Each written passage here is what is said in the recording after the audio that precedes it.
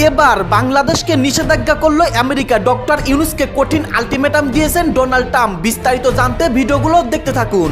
তারপর হচ্ছে মার্কিন সরকারের যারা বিরোধিতা করতেছেন সোশ্যাল মিডিয়া প্ল্যাটফর্ম বা কোন রাষ্ট্রগুলো আমেরিকা বিরোধী অবস্থান নিচ্ছে, বাংলাদেশে এই মুহূর্তে আমেরিকা বিরোধী একটা অবস্থান আমাদের ইসলামিক পয়েন্ট অফ ভিত্তিতে কিন্তু হচ্ছে।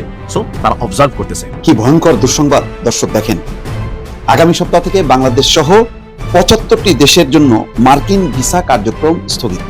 তার মানে আপনি অ্যাপ্লাই করতে পারবেন না এবং যে কার্যক্রমগুলো চলমান আছে, প্রসেসে আছে, সব স্থগিত হয়ে গেল। বেশ কিছু দেশের নাগরিকদের জন্য আমেরিকার ভিসা বন্ধ করে দেওয়া হয়েছে, তার মধ্যে বাংলাদেশও অন্যতম। অর্থাৎ বাংলাদেশের কেউ আমেরিকার ভিসা এখন যদি চাই তাহলে পাবেন না। আমেরিকায় যাওয়ার আর উপায় নেই বাংলাদেশে। তবে সেটাকে বলা হচ্ছে আপাতত হোক, একদিনের জন্য হোক, 1 ঘন্টার জন্য হোক, যে কয়েকটা দেশের ভিসা বন্ধ করে দেওয়া হয়েছে তার মধ্যে বাংলাদেশের নাম কেন গেল? 14 জানুয়ারি মার্কিন সংবাদমাধ্যম ফক্স নিউজ একটি চাঞ্চল্যকর প্রতিবেদন প্রকাশ করেছে, যেখানে বলা হয়েছে মার্কিন যুক্তরাষ্ট্র বাংলাদেশ সহ বিশ্বের 75টি দেশের উপর অভিবাসী ভিসা প্রক্রিয়াকরণ অনির্দিষ্টকালের জন্য স্থগিত করেছে। এই সিদ্ধান্তটি ট্রাম্প প্রশাসনের অভিবাসন নীতির ক্ষেত্রে একটি কঠোর এবং চরম পদক্ষেপ হিসেবে বিবেচিত হচ্ছে, যা কেবল অভিবাসন নয় বরং আন্তর্জাতিক সম্পর্কের নতুন সমীকরণ তৈরি করেছে।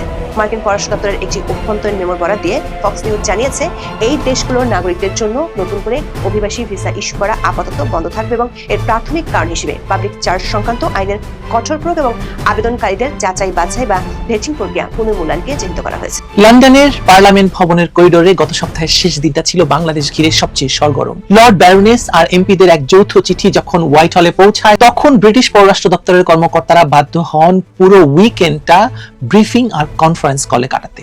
চিঠির ভাষা ছিল স্পষ্ট এবং সরাসরি। ফেব্রুয়ারি 2026-এর নির্বাচন যদি প্রধান দল আওয়ামী লীগ ছাড়া অনির্বাচিত সরকারের ছায়ায় সাধারণ ভোটারের অপরিহার্য অধিকার কেড়ে নিয়ে অনুষ্ঠিত হয়, তবে সেটি নির্বাচন নয়, রাষ্ট্রীয় প্রহসন, সেটি অগ্রহণযোগ্য। এই এক বাক্যই শুধু ঢাকার রাজপথ নয়, লন্ডনের ওয়েস্টমিনস্টারের ক্যাফেটেরিয়াতেও হুঁশিয়ারি ধ্বনিত হচ্ছে। আসসালামু আলাইকুম প্রিয় দর্শক, নতুন একটা ভিডিওতে সবাইকে স্বাগত। তো ইতিমধ্যে আপনারা অনেকগুলো ভিডিওর অংশবিশেষ দেখেছেন। তো দেখে নিশ্চয়ই বুঝতে পেরেছেন যে ভিডিওটা আসলে কতটা গুরুত্বপূর্ণ এবং আকর্ষণীয় হতে চলেছে। তো চলুন কথা না বাড়িয়ে সম্পূর্ণ ভিডিওটা দেখে আসি। দেখার আগে বলবো, যারা আমাদের চ্যানেলটি এখনো পর্যন্ত সাবস্ক্রাইব করেনি দয়া করে সাবস্ক্রাইব করে দিন। যারা ইতিমধ্যে সাবস্ক্রাইব করেছেন তাদের অসংখ্য ধন্যবাদ। তো প্রিয় দর্শক, চলুন কথা না বাড়িয়ে একটি লাইক দিয়ে সম্পূর্ণ ভিডিওটা দেখে আসি। 14 জানুয়ারি মার্কিন সংবাদমাধ্যম ফক্স নিউজ একটি চাঞ্চল্যকর প্রতিবেদন প্রকাশ করেছে, যেখানে বলা হয়েছে মার্কিন যুক্তরাষ্ট্র বাংলাদেশ সহ বিশ্বের 75টি দেশের উপর অভিবাসী ভিসা প্রক্রিয়াকরণ অনির্দিষ্টকালের জন্য স্থগিত করেছে। এই সিদ্ধান্তটি ট্রাম্প প্রশাসনের অভিবাসন নীতির ক্ষেত্রে একটি কঠোর এবং চরম পদক্ষেপ হিসেবে বিবেচিত হচ্ছে, যা কেবল অভিবাসন নয় বরং আন্তর্জাতিক সম্পর্কের নতুন সমীকরণ তৈরি করেছে। মার্কিন পররাষ্ট্র দপ্তরের একটি অভ্যন্তরীণ মেমোর বরাত দিয়ে ফক্স নিউজ জানিয়েছে, এই দেশগুলোর নাগরিকদের জন্য নতুন করে অভিবাসী ভিসা ইস্যু করা আপাতত বন্ধ থাকবে এবং এর প্রাথমিক কারণ হিসেবে পাবলিক চার্জ সংক্রান্ত আইনের কঠোর প্রয়োগ এবং আবেদনকারীদের যাচাই বাছাই বা ভেটিং প্রক্রিয়া পুনর্মূল্যায়নকে চিহ্নিত করা হয়েছে। দর্শক, মাত্র 3 দিন আগে মার্কিন যুক্তরাষ্ট্র সফর শেষ করে এসেছেন বাংলাদেশের অন্তর্বর্তী সরকারের জাতীয় নিরাপত্তা উপদেষ্টা খলিলুর রহমান। এই সফর বিশেষ সাফল্যমণ্ডিত ছিল বলে সরকারের পক্ষ থেকে দাবি করা হয়েছিল। তার সেই সফর আগে খবর ছিল ট্রাম্প প্রশাসন বাংলাদেশকে 18.5 লাখ টাকার ভিসা বন্ডের দেশের ক্যাটাগরিতে ফেলেছে। আর খলিলুর রহমানের সফর শেষে এবার ভিসাই বন্ধ করেছে মার্কিন সরকার। দর্শক, এর আগে 2021 ও 2023 সালে মার্কিন যুক্তরাষ্ট্র সীমিত আকারে বাংলাদেশিদের উপর ভিসা স্যাংশন দিয়েছিল। 2021 সালে র্যাবের 7 কর্মকর্তা আর 2023 সালে অবাধ ও সুষ্ঠু নির্বাচনে বাধা দানকারীদের উপর ভিসা স্যাংশন আরোপের কথা জানানো হয়েছিল। কিন্তু এবার সব বাংলাদেশিদের জন্য ভিসা প্রক্রিয়া স্থগিত করেছে যুক্তরাষ্ট্র। প্রশ্ন হলো, খলিলুর রহমানের সফরের পর আবার বাংলাদেশের ঠিক জাতীয় নির্বাচনের আগে ট্রাম্প প্রশাসনের এমন পদক্ষেপ কি বার্তা দিচ্ছে? জানতে চলুন যাচ্ছি বিশ্লেষণে। ফক্স নিউজ ডিজিটাল প্রথম এই খবরটি প্রকাশ করে। খবরে বলা হয়েছে মার্কিন পররাষ্ট্র দপ্তর 75টি দেশের নাগরিকদের জন্য অভিবাসী ভিসা প্রক্রিয়াকরণ অনির্দিষ্টকালের জন্য স্থগিত করার নির্দেশ দিয়েছে। এই নির্দেশের ফলে বিশ্বের মোট প্রায় 200টি দেশের মধ্যে 1/3 বেশি দেশ মার্কিন অভিবাসন ব্যবস্থার বাইরে চলে গেল। মার্কিন পররাষ্ট্র দপ্তরের মুখপাত্র টমি পেক্স এক বিবৃতিতে জানিয়েছেন, মার্কিন জনগণের উদারতাকে কেউ যাতে অপব্যবহার করতে না পারে এবং যারা ভবিষ্যতে যুক্তরাষ্ট্রের জন্য বোঝা হয়ে দাঁড়াতে পারেন তাদের প্রবেশ ঠেকাতে দীর্ঘদিনের আইনি ক্ষমতা ব্যবহার করা হচ্ছে। এই পদক্ষেপের ফলে কেবল সোমালিয়া, রাশিয়া, ইরান বা আফগানিস্তানের মতো দেশগুলোই নয় বরং ব্রাজিলের মতো দেশের নাগরিকরা বড় ধরনের ধাক্কার সম্মুখীন হয়েছেন, যাদের জন্য আগে ভিসা পাওয়া তুলনামূলক সহজ ছিল। মার্কিন পররাষ্ট্র দপ্তরের মেমো অনুসারে কনসুলার অফিসারদের নির্দেশ দেওয়া হয়েছে যেন তারা বর্তমানে চলমান অভিবাসী ভিসার আবেদনগুলো প্রত্যাখ্যান করেন যতক্ষণ না পর্যন্ত স্ক্রিনিং এবং ভেটিং প্রক্রিয়াগুলো পুনরায় পর্যালোচনা করা হচ্ছে। এই স্থগিত আদেশ 2026 সালের 21 জানুয়ারি থেকে কার্যকর হওয়ার কথা বলা হয়েছে।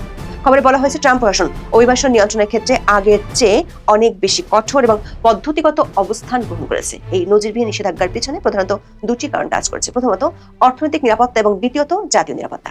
মার্কিন প্রশাসনের মতে অনেক দেশের নাগরিক যুক্তরাষ্ট্রে এসে জনকল্যাণমূলক প্রকল্পের অপব্যবহার করছে, যা মার্কিন করদাতাদের উপর অতিরিক্ত চাপ সৃষ্টি করছে। বলা হয়েছে যেসব দেশে জঙ্গিবাদ বা রাজনৈতিক অস্থিরতা রয়েছে সেসব দেশের নাগরিকরা যাতে জালিয়াতি করে যুক্তরাষ্ট্রে প্রবেশ করতে না পারে সেজন্যই এই স্থগিত আদেশ দেওয়া হয়েছে। ফক্স নিউজ এবং অন্যান্য সূত্রের তথ্য অনুযায়ী এই স্থগিত আদেশের কোনো নির্দিষ্ট শেষ সময়সীমা বা এক্সপায়ারেশন ডেট দেওয়া হয়নি।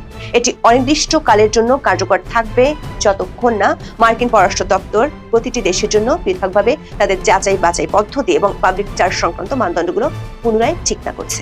প্রশাসনের কর্মকর্তারা ইঙ্গিত দিয়েছেন স্ক্রিনিং পদ্ধতিগুলো আধুনিকায়ন করতে কয়েক মাস বা তার বেশি সময় লাগতে পারে। তবে ডোনাল্ড ট্রাম্পের অভিবাসন বিরোধী কঠোর অবস্থানের কারণে ধারণা করা হচ্ছে এই স্থগিত আদেশ দীর্ঘায়িত হতে পারে। দর্শক, যে 75টি দেশের জন্য নিষেধাজ্ঞা দেওয়া হয়েছে সেগুলো বিশ্লেষণ করে দেখা যাবে এদের বেশিরভাগই হয় উন্নয়নশীল দেশ অথবা এমন দেশ যাদের সাথে মার্কিন যুক্তরাষ্ট্রের রাজনৈতিক বা ভূ রাজনৈতিক টানাপোড়েন রয়েছে। তালিকায় এমন অনেক দেশ রয়েছে যারা বাংলাদেশের মতোই রাজনৈতিক অস্থিতিশীলতা, দুর্নীতির বিস্তার এবং জঙ্গিবাদের হুমকির সম্মুখীন। মার্কিন প্রোক্লামেশনে উল্লেখ করা হয়েছে যেসব দেশে সরকার নিয়ন্ত্রণ দুর্বল সেসব দেশ থেকে অপরাধীরা জালিয়াতির মাধ্যমে প্রবেশের চেষ্টা করে। দক্ষিণ এশিয়ায় বাংলাদেশ ছাড়াও পাকিস্তান এবং আফগানিস্তান এই তালিকায় রয়েছে। আফগানিস্তানের ক্ষেত্রে দীর্ঘদিনের অস্থিতিশীলতা এবং জঙ্গিবাদের কারণে আগে থেকেই করা হয়েছে, কিন্তু পাকিস্তানের মতো পারমাণবিক শক্তিধর দেশের অন্তর্ভুক্তি নির্দেশ করে যে মার্কিন প্রশাসন এই অঞ্চলের নিরাপত্তা পরিস্থিতি নিয়ে অত্যন্ত সন্দিহান। নাইজিয়ার বেকো হারামের মতো জঙ্গি গোষ্ঠীর তৎপরতা এবং মিশরের রাজনৈতিক পালা বদলের পরবর্তী অস্থিরতা দেশ দুটিকে এই তালিকায় ফেলেছে। এই দেশগুলোতে শক্তিশালী নিরাপত্তা বাহিনী থাকা সত্ত্বেও মার্কিন প্রশাসন মনে করছে তাদের স্ক্রিনিং প্রক্রিয়া যথেষ্ট নয়। বাংলাদেশের বর্তমান প্রেক্ষাপটে গত কয়েক বছরে জঙ্গিবাদের বিরুদ্ধে সফল অভিযানের কথা সরকার দাবি করলেও সাম্প্রতিক রাজনৈতিক পরিবর্তনের ফলে তৈরি হওয়া অস্থিরতা মার্কিন কর্মকর্তাদের নজর এড়ায়নি। বিশেষ করে একটি অন্তর্বর্তীকালীন সরকারের অধীনে থাকার সময় দেশের জঙ্গি গোষ্ঠীর পুনরুত্থানের সম্ভাবনা নিয়ে আন্তর্জাতিক মহলে উদ্বেগ রয়েছে, যা বাংলাদেশের এই তালিকায় থাকার অন্যতম কারণ হতে পারে। দর্শক, বাংলাদেশের জাতীয় নিরাপত্তা উপদেষ্টা ডক্টর খলিলুর রহমান গত 8 থেকে 12 জানুয়ারি পর্যন্ত মার্কিন যুক্তরাষ্ট্র সফর করেছেন। বাংলাদেশ সরকারের পক্ষ থেকে এই সফরটি অত্যন্ত সফল হিসেবে দাবি করা হয়েছিল, কিন্তু সফরের মাত্র 2 দিন পরেই এমন নিষেধাজ্ঞার খবর আসায় সরকারের দাবি এবং বাস্তব পরিস্থিতির মধ্যে এক বিশাল দূরত্ব তৈরি হয়েছে। এমনকি উপদেষ্টা খলিলুর রহমান যখন ভিসা বন্ড থেকে ব্যবসায়ীদের অব্যাহতির অনুরোধ করেছিলেন তখন মার্কিন কর্মকর্তারা তা ইতিবাচকভাবে বিবেচনায় আশ্বাস দিয়েছিলেন বলে সরকারের পক্ষ থেকে দাবি করা হয়। কিন্তু এই সফরের ঠিক পরেই ফক্স নিউজের এই রিপোর্ট ইঙ্গিত দেয় মার্কিন কর্মকর্তারা ব্যক্তিগত বৈঠকে হয়তো নমনীয় বা সহযোগিতামূলক ভাষ্য ব্যবহার করেছেন, কিন্তু প্রশাসনের সামগ্রিক নীতি অনেক আগেই চূড়ান্ত হয়েছিল, যা জানতেনই না খলিলুর রহমান। দর্শক, যুক্তরাষ্ট্র অতীতে বাংলাদেশের উপর বিভিন্ন ধরনের ভিসা কড়াকড়ি বা স্যাংশন আরোপ করেছিল, তবে বর্তমানেটি স্কেল বা মাত্রার দিক থেকে নজিরবিহীন। 2021 সালের 10 ডিসেম্বর মানবাধিকার লঙ্ঘনের অভিযোগে বাংলাদেশের র্যাপিড অ্যাকশন ব্যাটালিয়ন বা র্যাব এবং এর তৎকালীন ও সাবেক 7 জন শীর্ষ কর্মকর্তার উপর নিষেধাজ্ঞা আরোপ করা হয়। এটি ছিল গ্লোবাল ম্যাগনিটস্কি অ্যাক্টের অধীনে দেওয়া একটি স্যাংশন। এর ফলে ওই কর্মকর্তাদের যুক্তরাষ্ট্রে প্রবেশ নিষিদ্ধ করা হয় এবং তাদের সম্পদ থাকলে তা বাজেয়াপ্ত করার বিধান রাখা হয়। এরপর 2023 সালের মে মাসে মার্কিন পররাষ্ট্রমন্ত্রী অ্যান্টনি ব্লিংকেন বাংলাদেশের জন্য নতুন ভিসা নীতি ঘোষণা করেন। এই নীতির অধীনে যারা বাংলাদেশে অবাধ ও সুষ্ঠু নির্বাচনে বাধা দেবে, তা সে সরকারি দল হোক, বিরোধী দল বা আইন শৃঙ্খলা রক্ষাকারী বাহিনী হোক, তাদের উপর ভিসা নিষেধাজ্ঞা দেওয়ার কথা বলা হয়। 2023 সালের সেপ্টেম্বরে এই নীতির বাস্তবায়ন শুরু করার কথা জানিয়েছিল মার্কিন পররাষ্ট্র দপ্তর, তবে এবার দিল সব বাংলাদেশিদের জন্য। দর্শক, মার্কিন যুক্তরাষ্ট্রের এই ভিসা স্থগিতাদেশ বাংলাদেশের জন্য একটি বড় ধরনের ভূ রাজনৈতিক ও প্রশাসনিক সংকেত। এটি কেবল একটি দেশের সমস্যা নয়, বরং মার্কিন অভিবাসন নীতির একটি বড় ধরনের পরিবর্তনের অংশ হলেও বাংলাদেশের জন্য এটি দ্বিমুখী সংকট তৈরি করেছে। একদিকে সবচেয়ে বড় বাজার এবং রেমিটেন্স উৎসের দেশ থেকে আসা এমন সিদ্ধান্ত উদ্বেগের কারণ। যুক্তরাষ্ট্রে প্রায় 10 লাখ বাংলাদেশি বসবাস করেন এবং এর প্রতি বছর উল্লেখযোগ্য সংখ্যক মানুষ অভিবাসী ভিসায় সেখানে যান। স্থগিতাদেশের ফলে নতুন করে অভিবাসন বন্ধ হয়ে গেলে ভবিষ্যতে রেমিটেন্স প্রবাহ কমে যাওয়ার ঝুঁকি তৈরি হবে, যা দেশের বৈদেশিক মুদ্রা রিজার্ভের উপর চাপ সৃষ্টি করবে। তবে এই ভিসা স্থগিতের পদক্ষেপ ইমিগ্রেন্ট বা অভিবাসীদের জন্য হলেও বিশেষজ্ঞরা মনে করেন নন ইমিগ্রেন্ট ভিসা যেমন স্টুডেন্টের ভিসার ক্ষেত্রেও অনেক প্রভাব পড়ে, কারণ এর মধ্যে যুক্তরাষ্ট্রে বাংলাদেশি শিক্ষার্থীদের ভিসা রেজিস্ট্রেশনের রেট অনেক বেড়েছে। এখন এ পর্যন্ত সবাই ভালো থাকুন, সুস্থ থাকুন। দর্শক, একদিন আগেই আমেরিকার নতুন রাষ্ট্রদূত ক্রিস্টেনসন তিনি বাংলাদেশে এসেছেন, বাংলাদেশে পররাষ্ট্র সচিবের সঙ্গে দেখা করেছেন। আজকে তার মহামান্য রাষ্ট্রপতির সঙ্গে দেখা করে তার পরিচয়পত্র পেশ করার কথা। এই ঘটনাগুলো যখন জানি তখন একদিনের মধ্যে, তার আসার একদিনের মধ্যেই আমেরিকা থেকে এক আদেশ জারি হয়েছে। সেই আদেশে দেখা যাচ্ছে যে বেশ কিছু দেশের নাগরিকদের জন্য আমেরিকার ভিসা বন্ধ করে দেওয়া হয়েছে, তার মধ্যে বাংলাদেশও অন্যতম। অর্থাৎ বাংলাদেশের কেউ আমেরিকার ভিসা এখন যদি চাই তাহলে পাবেন না। আমেরিকায় যাওয়ার আর উপায় নেই বাংলাদেশের। তবে সেটাকে বলা হচ্ছে আপাতত হোক, একদিনের জন্য হোক, 1 ঘন্টার জন্য হোক, যে কয়েকটা দেশের ভিসা বন্ধ করে দেওয়া হয়েছে তার মধ্যে বাংলাদেশের নাম কেন গেল? তার মানে যে এত কূটনৈতিক কর্মকাণ্ড করা হচ্ছে, আমাদের ডক্টর খলিল তিনি বারবার ছুটে যাচ্ছেন আমেরিকাতে এবং আশাবাদ ব্যক্ত করা হচ্ছে, নানা রকমের আশাবাদ। এমনকি আমরা দেখেছি যে গাজাতে মার্কিন বাহিনীর সঙ্গে বাংলাদেশের বাহিনী যুক্ত হয়ে সেখানে কাজ করবে, সেরকম একটা ব্যাপারেও বাংলাদেশ রাজি হয়েছে। সেটা নিয়ে বাংলাদেশের সেনাবাহিনীর সঙ্গে সরকারের মনোমালিন্য হয়েছে, এরকম খবরও চতুর্দিকে ভেসে বেড়াচ্ছে। সেরকম একটা পর্যায়ে কেন আমেরিকা যে দেশগুলোর ভিসা স্থগিত করে দিল সেই দেশগুলোর মধ্যে বাংলাদেশকে রাখলো? কি বলছে গণমাধ্যম, চলুন একটু জেনে দেখি এই ভিডিওতে। থাকবেন পলিটিক্স টিভির নিয়মিত দর্শক। বলছিলাম যে সেই কথাটা আগামী সপ্তাহ থেকেই কার্যকর হবে, অর্থাৎ বাংলাদেশের ভিসা স্থগিত।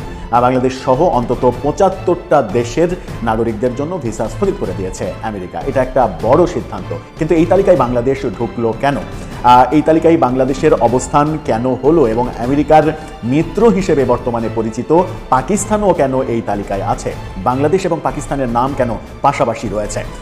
বাংলাদেশের সঙ্গে পাকিস্তানের মিত্রতা দেখছি, পাকিস্তানের সঙ্গে আমেরিকার মিত্রতা দেখছি, আমেরিকা পাকিস্তানের ভিসা বন্ধ করছে, বাংলাদেশের ভিসাও বন্ধ করে দিচ্ছে। এরকম অবস্থা কেন হলো? ইন্ডিপেন্ডেন্ট টেলিভিশনের শিরোনামটা দেখুন, সেখানে বলা হচ্ছে আগামী সপ্তাহ থেকেই বাংলাদেশ, পাকিস্তান সহ 75 দেশের জন্য মার্কিন ভিসা স্থগিত। সেখানে বলা হচ্ছে যে যুক্তরাষ্ট্র সরকার 75টি দেশের জন্য সব ধরনের ইমিগ্রেন্ট ভিসা প্রসেসিং স্থগিত করে দিয়েছে। এর মধ্যে বাংলাদেশ, পাকিস্তান সহ আফগানিস্তান রয়েছে, কুয়েত রয়েছে, সোমালিয়া রয়েছে, Iran, Russia, Thailand, Nigeria, Yemen, Iraq, Brazil, আরও অনেক দেশ রয়েছে। তবে সেই তালিকায় ভারতের নাম নেই। এটা একটা বড় ব্যাপার। আফগানিস্তান ভারতের মিত্র, আফগানিস্তানের নাম আছে, পাকিস্তানের নাম আছে, বাংলাদেশের নাম আছে, ইরান, রাশিয়ার নাম রয়েছে। এই ব্যাপারগুলো মেলানো খুব মুশকিল। তার মানে আমাদের কূটনৈতিক সম্পর্ক ভারতের সঙ্গে খারাপ, আমেরিকার সঙ্গেও যে খারাপ, এটা এখন একেবারে পরিষ্কার প্রতীয়মান হচ্ছে যখন কিনা আমেরিকার নতুন রাষ্ট্রদূত ক্রিস্টেনসন বাংলাদেশে অবস্থান করছেন এবং তার এই অবস্থানকে কেন্দ্র করে নানা রকমের কথা শোনা যাচ্ছে। গতকালকেই মার্কিন 2 কূটনীতিবিদের সঙ্গে আমাদের প্রধান উপদেষ্টা মিটিং করেছেন। সেখানে মার্কিন পক্ষ থেকে বলা হয়েছে, আওয়ামী লীগ ইস্যুতে কথা বলা হয়েছে। নতুন করে মার্কিন কর্তৃপক্ষ আওয়ামী লীগ ইস্যুতে যখন কথা বলছে, সেদিনই রাতে খবর আসছে যে বাংলাদেশের ভিসা বন্ধ আমেরিকাতে। ফক্স নিউজ এই তথ্যটা নিশ্চিত করেছে। ফক্স নিউজ বলছে আগামী 21 জানুয়ারি থেকে এই স্থগিত কার্যক্রম শুরু হবে এবং পুনঃমূল্যায়ন না হওয়া পর্যন্ত অনির্দিষ্টকাল ধরে এই স্থগিতের ব্যাপারটা চলবে। যুক্তরাষ্ট্রের স্টেট ডিপার্টমেন্ট কনসুলার অফিসারদের নির্দেশ দিয়েছে তারা পাবলিক চার্জ আইনের অধীনে ভিসা আবেদনকারীদেরকে সমালোচনার ভিত্তিতে বাতিল করতে পারবেন। বিশেষজ্ঞরা বলছেন এই সিদ্ধান্ত আন্তর্জাতিক ভ্রমণ, শিক্ষা ও ব্যবসায়িক বিনিময়ের উপরে বড় প্রভাব ফেলবে। বাংলাদেশ ও পাকিস্তান থেকে বহু মানুষ মার্কিন ভিসা নিয়ে পড়াশোনা, চিকিৎসা ও বাণিজ্যিক কাজে যান। এখন তাদের যাত্রা স্থগিত হবে এবং আবেদনকারীদের নতুন নিয়ম অনুযায়ী যাচাই বাছাইয়ের মুখোমুখি হতে হবে। এবং গণমাধ্যমেও বাংলাদেশের নাম, পাকিস্তানের নাম পাশাপাশি আলোচনা করা হচ্ছে।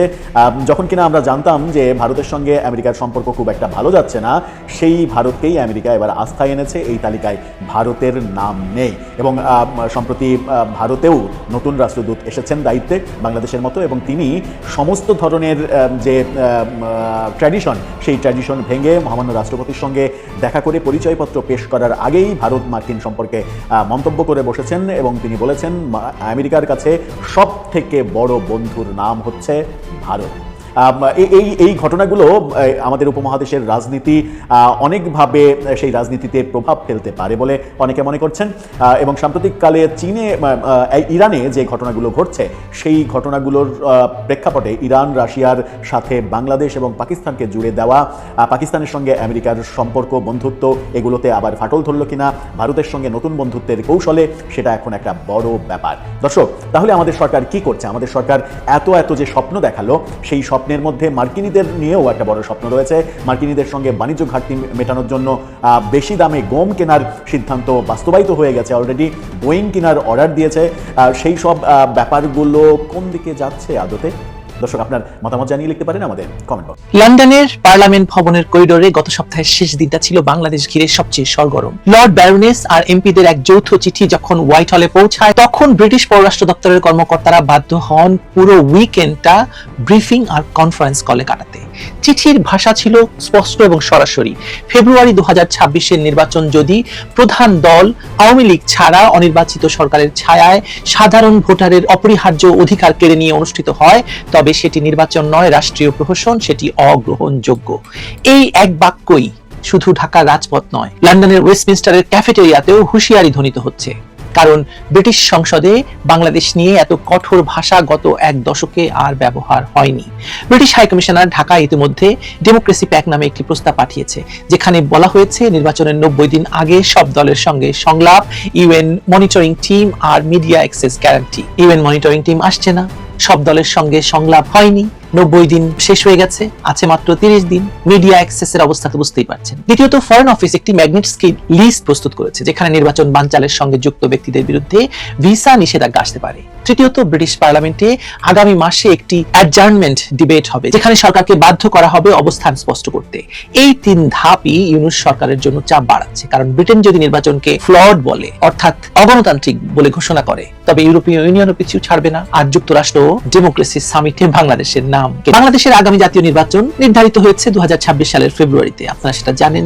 সরকার বলছে তারা সর্বকালের সর্বশ্রেষ্ঠ নির্বাচন করে দেখাবে। সময় যত ঘনিয়ে আসছে, ভেতরের রাজনীতির চাপে পাশাপাশি বাইরের দৃষ্টি, মানে বিদেশের দৃষ্টি ততই তীক্ষ্ণ হচ্ছে। এই প্রেক্ষাপটে লন্ডন থেকে আসা সাম্প্রতিক বার্তাটি আর কূটনৈতিক ভদ্রতার মধ্যে সীমাবদ্ধ নেই। এটি কার্যত একটি বৈধতা পরীক্ষার নোটিশ হিসেবে দেখা হচ্ছে। যুক্তরাজ্যের কয়েকজন সংসদ সদস্যের যৌথ বিবৃতি দেখিয়ে দিয়েছে, নির্বাচন শুধু তারিখে হয় না, হয় পরিবেশ, অংশগ্রহণ এবং আস্থায়। এই তিনটির কোনো একটি যদি নড়বড়ে হয়, তাহলে ভোট কাগজে কলমে সম্পন্ন হতে পারে, কিন্তু গণতন্ত্র সেখানে গ্রহণযোগ্য হয় না এবং নির্বাচনটাও গ্রহণযোগ্য হয় না।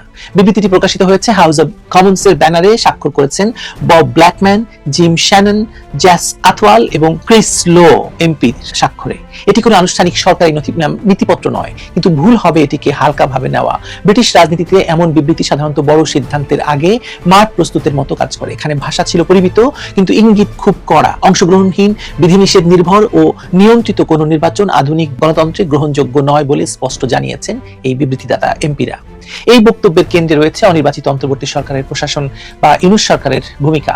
অধ্যাপক মোহাম্মদ ইউনূস, তার নেতৃত্বে যে সরকার রয়েছে, সেই সরকার আসলে অস্থির রাজনৈতিক বাস্তবতায় একটা দায়িত্ব নিয়েছে, সেটি অস্বীকার করার সুযোগ নেই। কিন্তু প্রশ্নটা তো অন্য জায়গায়। অনির্বাচিত একটি কাঠামো যদি রাজনৈতিক প্রতিযোগিতার পরিসর সংকুচিত করে দেয়, দলীয় কার্যক্রমে প্রশাসনিক বাধা তৈরি করে, কিংবা নাগরিক অধিকারকে নিরাপত্তার অজুহাতে চেপে ধরে, তাহলে তার নৈতিক শক্তি দ্রুত ক্ষয় হতে শুরু করে, যেটা ইউনূসের ইতিমধ্যে হয়ে গেছে। যুক্তরাজ্যের এমপিরা মূলত এই জায়গাটিতেই আঙুল রেখেছেন। তাদের বক্তব্য কোনো দলকে সমর্থন নয়, আছে প্রক্রিয়ার মানদণ্ডের কথা, সমান সুযোগ, আইনের শাসন, সকল দলের অংশগ্রহণ এবং একটি ইনক্লুসিভ, স্বচ্ছ, নিরপেক্ষ নির্বাচন, ভোটারদের স্বাধীনতার কথা। ইউনূস সরকারের পক্ষ থেকে বলা হচ্ছে যে আমরা তো শুধু রূপরেখা দিয়েছি, নির্বাচন কমিশন তো স্বাধীন। কিন্তু ব্রিটিশ সংসদ সদস্যরা প্রশ্ন তুলেছেন, স্বাধীন কমিশন কি সত্যিই স্বাধীন যখন প্রধান একটি দলের নিবন্ধন বাতিলের সুপারিশ আসছে সরকারি বিজ্ঞপ্তিতে? নির্বাহী ক্ষমতা বলে। তারা আরো বলছেন যে আওয়ামী লীগকে বাদ দিলে 60% ভোটার প্রতিনিধিত্বহীন হয়ে যাবে এই নির্বাচন। এটি ডেমোগ্রাফিক সুইসাইড। এই যুক্তিটি ব্রিটিশ রাজনীতিতে কাজ করে, কারণ লন্ডনে বসবাসকারী বাংলাদেশি ডায়াসপোরার বড় অংশই আওয়ামী লীগ সমর্থক, আর তাদের ভোটে অনেক আসনে লেবার কনজারভেটিভ লড়াইয়ের ভারসাম্য নির্ধারিত হয়। যৌথ বিবৃতিতে যারা স্বাক্ষর করেছেন, তাদের মধ্যে কনজারভেটিভ, লেবার আর লিবারেল ডেমোক্র্যাট 3 দলেরই প্রভাবশালী সদস্যরা রয়েছেন। প্রীতি প্যাটেল, রোশনারা আলী, ব্যারোনেস কুটি, এই নামগুলো বাংলাদেশি বংশোদ্ভূত নির্বাচক মণ্ডলীর কাছে খুব পরিচিত। আবার ব্রিটিশ ভোটারের কাছেও নিরাপত্তা, অভিবাসন, বাণিজ্য প্রশ্নে খুব গুরুত্বপূর্ণ। তারা একযোগে বলছেন যে ঢাকায় যে অন্তর্বর্তী সরকারের নেতৃত্বে নির্বাচন হতে যাচ্ছে, সেটি যদি নিজের পছন্দের দলগুলোকে মাঠে রেখে বাকিদের বাইরে রাখে, তবে সেটি হবে সিলেক্টিভ ডেমোক্রেসি, যা গণতন্ত্রের মুখোশ পরা একদলীয় নিয়ন্ত্রণ মাত্র। এই বক্তব্যের পেছনে তাদের যুক্তি খণ্ডন করার মতো নয়, বরং তাদের প্রত্যক্ষ অভিজ্ঞতা রয়েছে বিষয়ে। 2014 সালের 5 জানুয়ারি নির্বাচনের কথা তারা স্মরণ করিয়ে দিয়েছেন, যখন ব্রিটিশ পার্লামেন্টেও প্রস্তাব উঠেছিল এই ইলেকশনকে স্বীকৃতি না দেওয়ার। সেই অভিজ্ঞতা থেকে তারা জানেন, অর্ধেক দল যখন মাঠে থাকে না, তখন ভোটের পরিমাণ 50% নিচে নেমে আসে, আর ফলাফলকে কেউ মানে না। ফলে দেশটির রাজনৈতিক সহিংসতা বাড়ে, শরণার্থীর চাপ বাড়ে, আর ব্রিটেনের অভিবাসন নীতিও চাপে পড়ে। সুতরাং তাদের দাবি, আমরা বাংলাদেশের অভ্যন্তরীণ বিষয়ে হস্তক্ষেপ করতে চাই না, কিন্তু আমাদের নাগরিক স্বার্থ উপেক্ষা করতে পারি না আমরা। বিবৃতিতে সবচেয়ে ধারালো অংশটি হলো রাজনৈতিক উদ্দেশ্য প্রণোদিত গ্রেপ্তার, বিচার ব্যবস্থার কাঠামোগত ব্যর্থতা এবং গণমাধ্যমের উপর চাপ। এই 3টি শব্দ ব্রিটিশ আইন প্রণেতাদের কাছে একটা রেড ফ্ল্যাগ, কারণ লন্ডনে বসে তারা প্রতিদিন বাংলাদেশি সাংবাদিকদের কাছ থেকে শুনছেন ডিজিটাল নিরাপত্তা আইনের নামে কেউ কেউ কারাগারে, কেউ কেউ আবার আত্মনির্বাসনে। হাউস অব কমন্সের ফরেন অ্যাফেয়ার্স কমিটি সাম্প্রতিক এক সভায় একজন ব্রিটিশ বাংলাদেশি সাংবাদিক সরাসরি বলেছেন, আমি লন্ডনে বসে লিখছি কিন্তু আমার পরিবার ঢাকায় হুমকি পাচ্ছে। এই সাক্ষ্য যুক্তরাজ্যের আইন প্রণেতাদের কাছে গ্রহণযোগ্য নয়, কারণ তারা নিজেরাও 2017-18 সালে রুশ গুপ্তচর বিষয়ে একই ধরনের হুমকির মুখে পড়েছিলেন। ফলে মিডিয়া ফ্রিডম শব্দটা তাদের কাছে আর কূটনৈতিক শিষ্টাচার নয়, ব্যক্তিগত নিরাপত্তার প্রশ্ন। আরেকটি শব্দ মাইনরিটি পারসিকিউশন বা সংখ্যালঘুর উপর নির্যাতন, যা সাবেক স্বরাষ্ট্রমন্ত্রী প্রীতি প্যাটেল সরাসরি উচ্চারণ করেছেন। তিনি বলেছেন, হিন্দু, বৌদ্ধ, খ্রিস্টান সম্প্রদায়ের উপর হামলার ঘটনা শুধু ধর্মীয় সহিংসতা নয়, এটি একটি রাজনৈতিক স্ট্র্যাটেজি যাতে নির্দিষ্ট একটি সম্প্রদায় ভোট কেন্দ্রে না যায়। এই বক্তব্যের পেছনে তার হাতে আছে 2025 সালের ডিসেম্বরের তথ্য, 51টি সংখ্যালঘু নিপীড়নের ঘটনা, যার মধ্যে 10টি খুন, মন্দিরে আগুন, ধর্ষণের চেষ্টা, অনেক কিছু। এই সংখ্যাগুলো ব্রিটিশ হোম অফিসের রিপোর্টে স্থান পেয়েছে, কারণ যুক্তরাজ্যে আশ্রয় প্রার্থনাকারী অনেকেই এই হামলার সরাসরি সাক্ষী। ফলে প্যাটেলের দাবি ব্রিটেনকে এখনই অ্যাকশন নিতে হবে, ট্রাভেল ব্যান, অ্যাসেট ফ্রিজ আর জেনেভা কনভেনশন অনুযায়ী স্যাংশন, যাতে দায়ী ব্যক্তিরা লন্ডনের বাড়ি কিনে নিরাপদ জীবন কাটাতে না পারে। এই তোলপাড় শুধু মানবাধিকারের প্রশ্ন নয়, বরং বাণিজ্যের স্বার্থেও। ব্রিটেন বাংলাদেশ থেকে বছরে প্রায় 4 বিলিয়ন পাউন্ডের পোশাক আমদানি করে, যা টেস্কো, প্রাইমার্ক, নেক্সটের দোকানে মেড ইন বাংলাদেশ ট্যাগ হিসেবে শেষ হয়। যদি নির্বাচন ঘিরে বড় ধরনের অস্থিরতা হয়, তবে সাপ্লাই চেইন ব্যাহত হবে, দাম বাড়বে আর ব্রিটিশ ভোটারও ক্ষুব্ধ হবেন।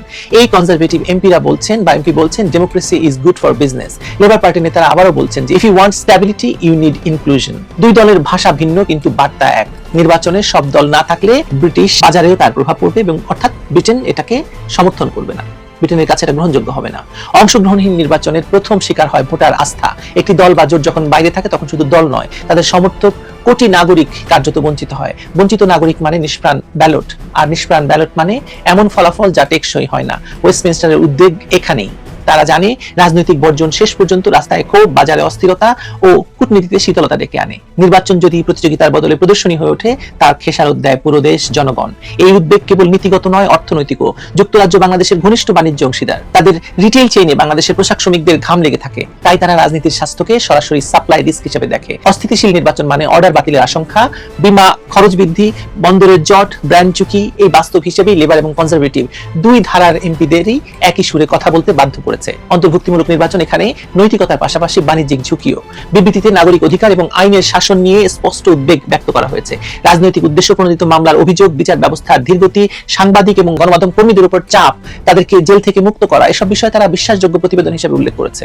এখানে রাষ্ট্রের পরীক্ষা একটাই, ন্যায় বিচার দৃশ্যমান কিনা। জামিনে বৈষম্য হচ্ছে, রিমান্ডের শাস্তিমূলক ব্যবহার হচ্ছে, বিচারে দীর্ঘসূত্রিতা হচ্ছে, আদালত বসছে না জামিন শুনানির জন্য।